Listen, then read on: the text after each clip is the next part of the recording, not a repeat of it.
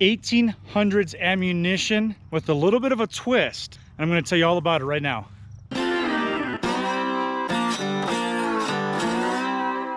Good morning, all you YouTube detectorists.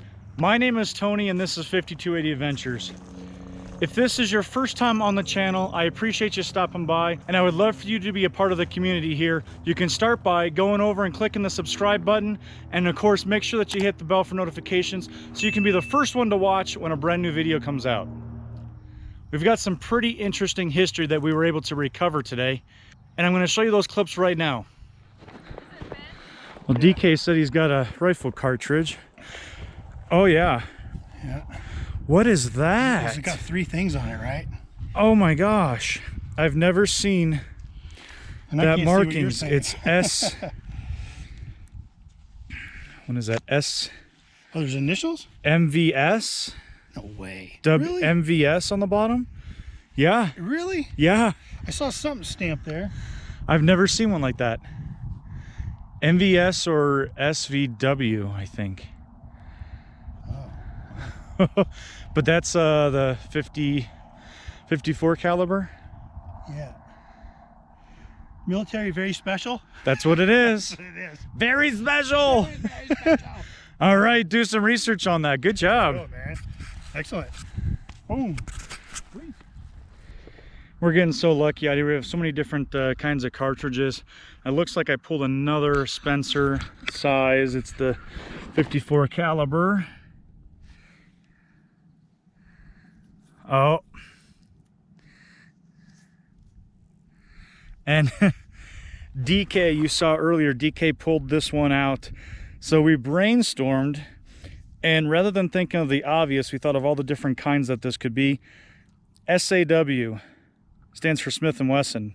Sometimes the obvious just kind of goes over your brain, but Smith & Wesson, pretty sure that's a 54 caliber.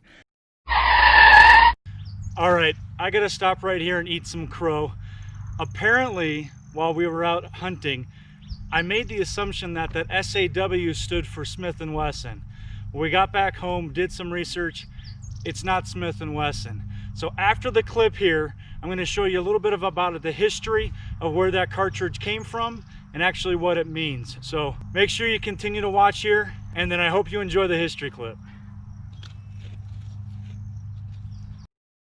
So excited to get the inscriptions on the bottom. I love that. So cool. Another one for the collection.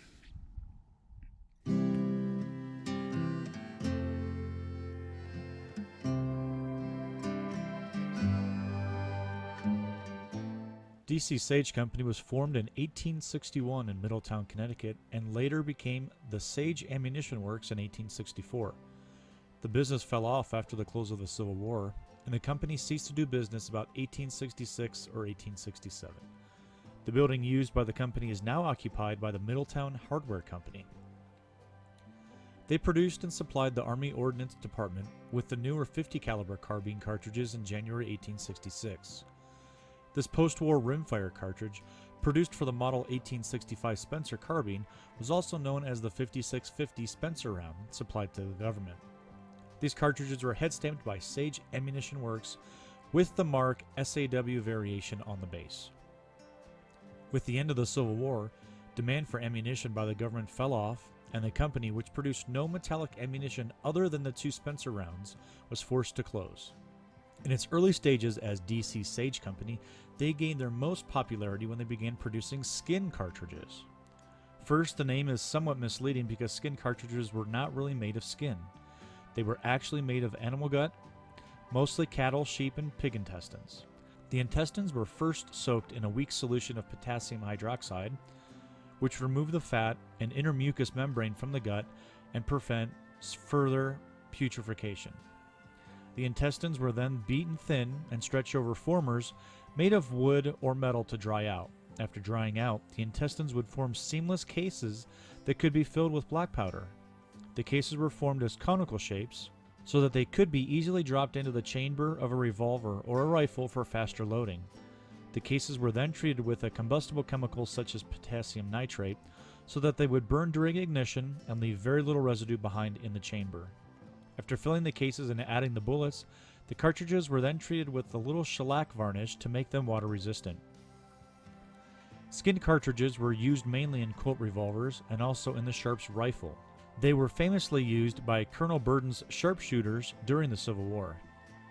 And now you know a little bit more about DC Sage Company and the Sage Ammunition Works production of Civil War era ammunition.